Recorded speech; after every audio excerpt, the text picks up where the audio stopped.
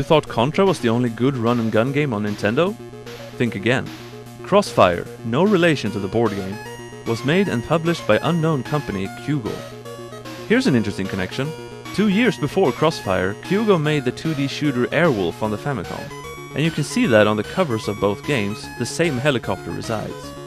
The Japanese Mega Drive version of CrossFire is called Super Airwolf, but it's a different game, a mix of 2D shooter and overhead on-the-ground shooting. And to top it all off, I don't think any of these games have anything to do with the TV show Airwolf, which also has an NES game made of it. Anyway, back to CrossFire on Famicom.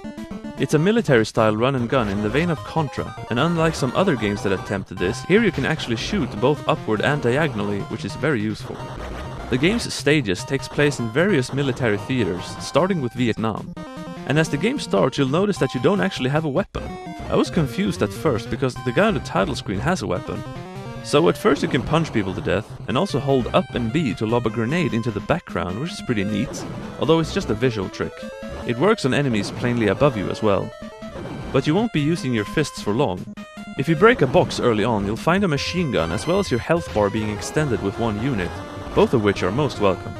The only drawback being that your grenades will mysteriously disappear. Collect more weapons and you'll be upgraded to 2 shots at the same time, followed by what looks like rockets. This is the most powerful weapon, but there's a bit of a catch to it, because if you pick up another weapon after this, the rockets go away.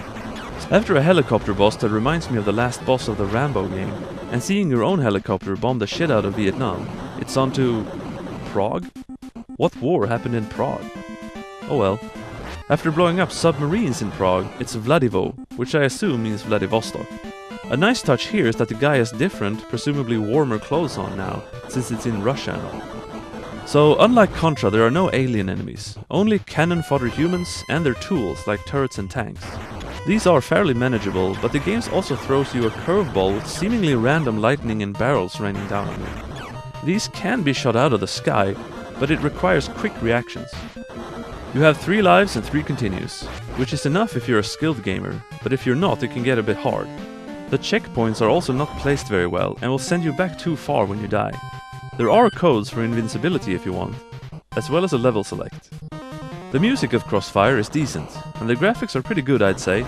My only complaint would be the drab black background in the underground section of the first stage. And it does look very weird when you're climbing a ladder. It's like you have a growth on your shoulder.